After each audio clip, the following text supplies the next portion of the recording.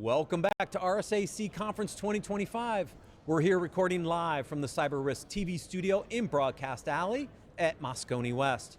I'm your host, Matt Alderman, and joining me for this interview segment is Lenny Zeltser, Chief Information Security Officer at Axonius. Welcome, Lenny. Hi, it's good to be here. We're going to talk about exposures and exposure management. I used the term on you earlier. Gartner calls this continuous threat exposure management or something like that. Anyways, what I find fascinating about this topic, and I talked about a little bit in today's opening intro, was the concept of vulnerability prioritization. You're actually doing it. So I'm curious, like the approach that you've taken internally at Axonius to actually figure out how to prioritize your exposure data. Now, all the security professionals probably have had to do something with the company's vulnerability management program. We have had to deal with vulnerabilities for a long, long time. And oftentimes, it feels like it's a game of whack-a-mole. The vulnerabilities will always come out, because people make mistakes and bugs can be exploited, and we got vulnerabilities. That's going to be the steady state. And then we patch the vulnerabilities, and new vulnerabilities come out. So what do you do as a security professional? It feels like it's not necessarily the best use of your time to be reactive to a vulnerability that comes out. What do you do? How do you act upon it? And how do you make sure that ultimately it gets resolved? Right. So at Axonius, we have a product that gives people full visibility into all of their assets. And that's how we started out. Full visibility into the organization's assets, whether we're talking about on-prem systems, virtual machines, applications, and user accounts. And we gave people good visibility into what they have, which included consuming information about the state of those systems, as well as the vulnerabilities that exist on them. But that's just a starting point. Ultimately, as security professionals, it shouldn't be enough for us to simply know that the vulnerabilities exist. It is our responsibility to make sure that they get prioritized and acted upon. And I think right now, what is most relevant to me is how do I prioritize vulnerabilities? Right. There's always more vulnerabilities to address than we have time for. Right. Which means that we want to look at those vulnerabilities that are truly important and address them faster. And historically, we have looked at the severity of the vulnerability. Right. We look at the CVSS score. That's right. And that's was perhaps a good starting point. But what we're finding is that it's not enough, because even if you have, let's call it a high severity vulnerability on one system and the same exact vulnerability on another system, which one's more important? Right. Probably the one that is on a resource that's business critical, or perhaps the resource that is directly accessible from the internet. So we are now giving customers a way to take that additional context into account when deciding how to prioritize vulnerabilities and how to empower those people in the organization that can actually address them with the information they need to get them addressed quickly and in the right order. So, a lot of people have tried to solve this problem over the years. You've got the main vulnerability management vendors that know the vulnerability data. They have some asset data. What I've always said is that it's not about the data, it's about the context. And the context in this case is, well, how critical is the asset that vulnerability is on? What other configurations or compensating controls are in place?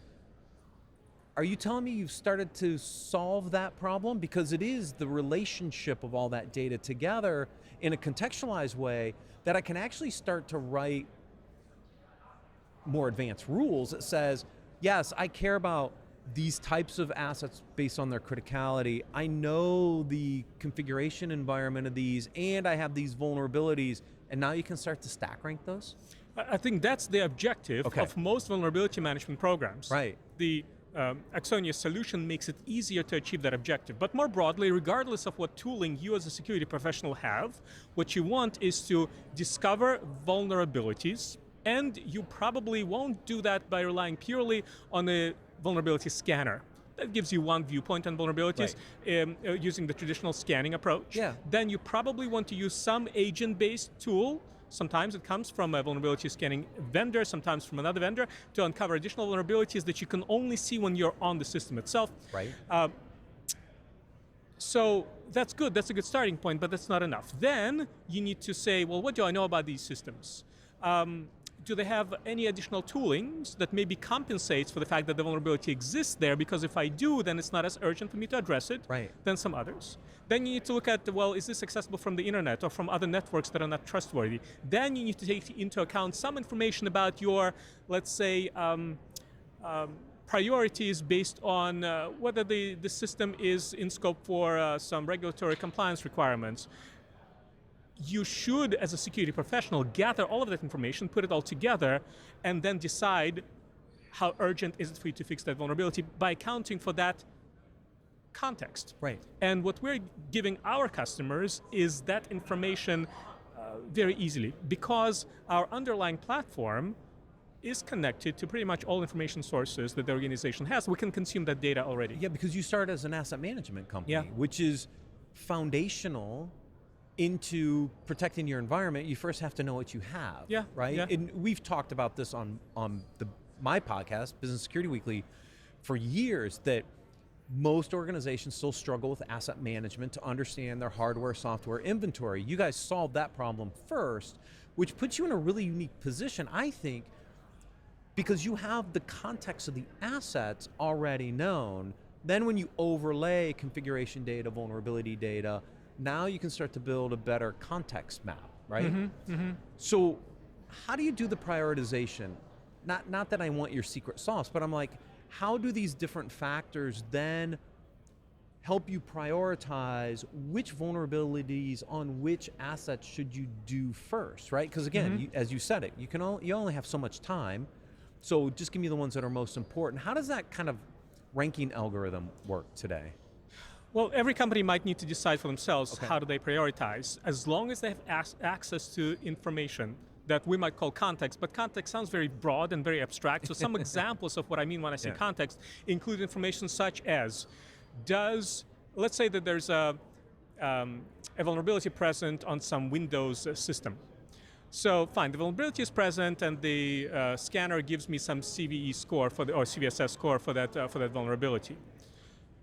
Does that system have an exploit prevention agent, for example? If it does, then maybe I'm less worried about that vulnerability than one that exists on a system that does not have such an agent.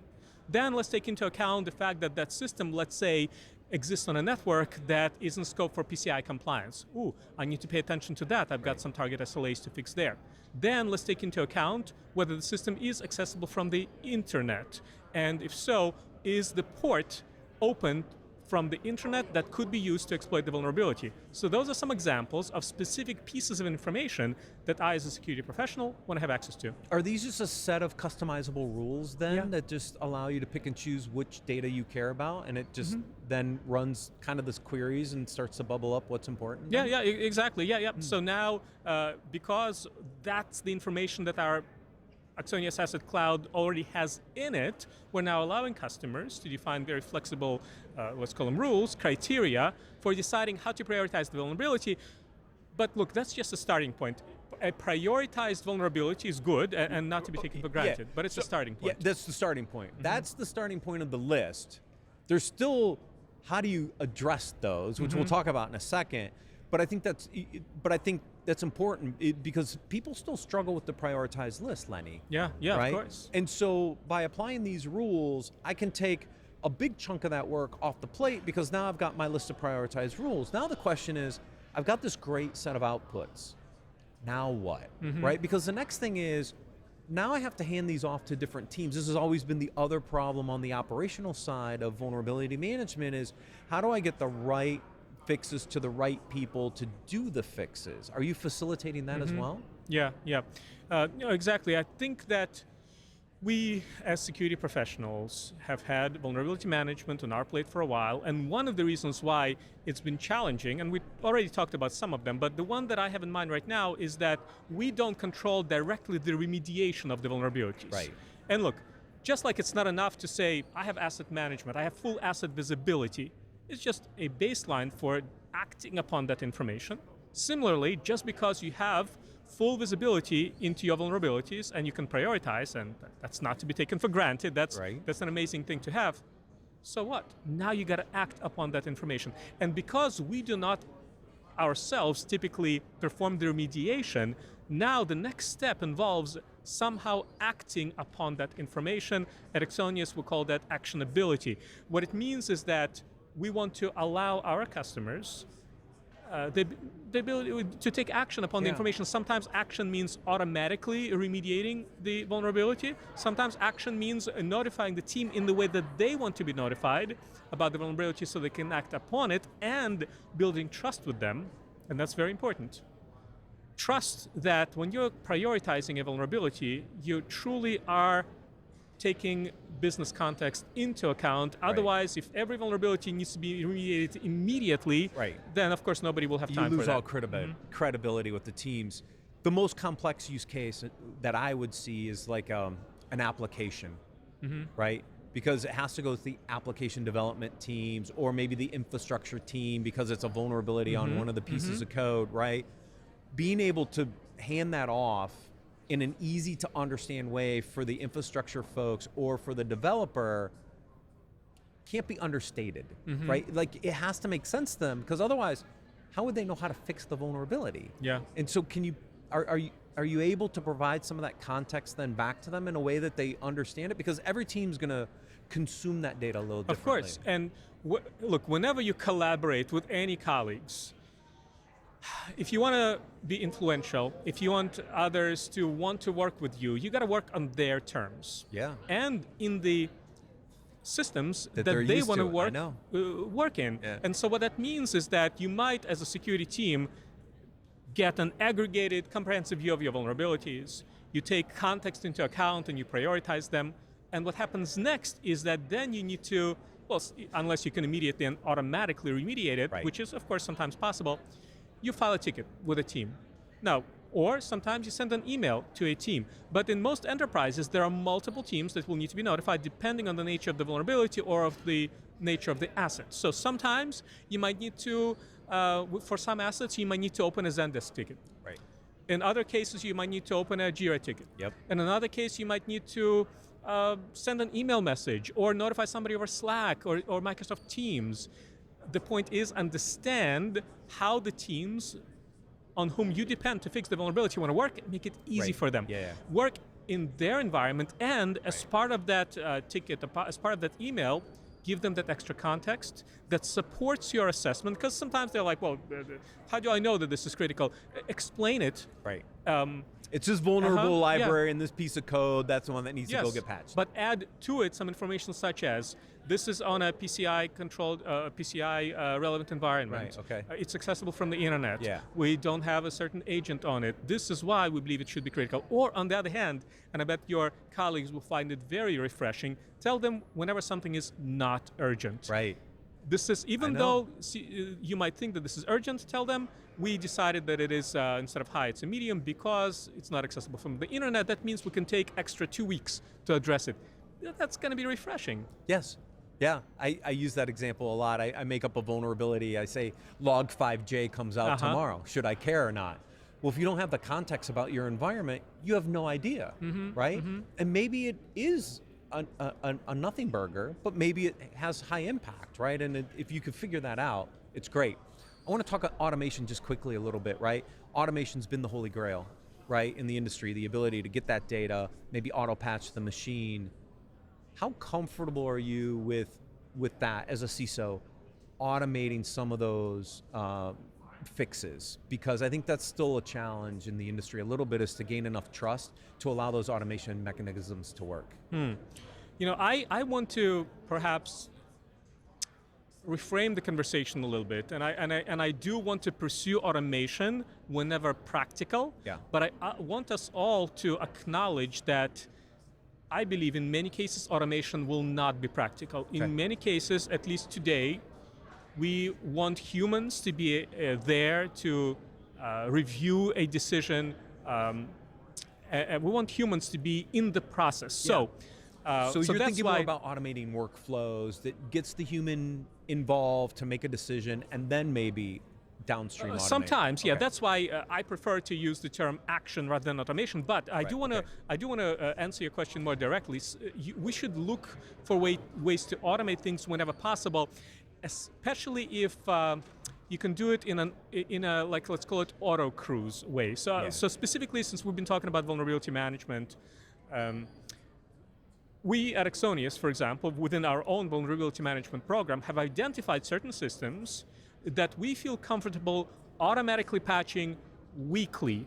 Whenever vulnerabilities or whenever fixes to vulnerabilities are released by the OS vendor, we just apply them automatically. We trust that particular set of systems supported by a particular vendor that, in our experience, those bug fixes, those patches, very, very, very rarely break anything. We just apply it automatically. And it's a job that is applied automatically every week, and guess what? No human needs to be involved. And it's amazing from a security perspective because I don't even need to file a ticket to close the vulnerability because I know it's going to get fixed automatically within a 1 week period, which is within my target SLAs. That's an example of automation. I think of it as auto cruise. Let's automate as much as we can, but acknowledge that in many cases we don't trust the patches. We need to have a more controlled way of releasing the patch and testing it. Automate whatever you can.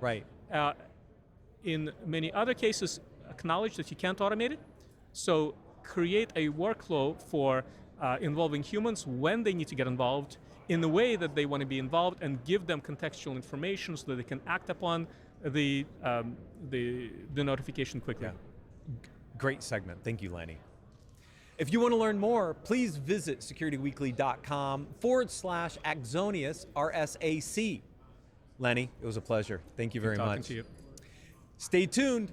The final show wrap up for day one at RSAC Conference 2025 comes up next.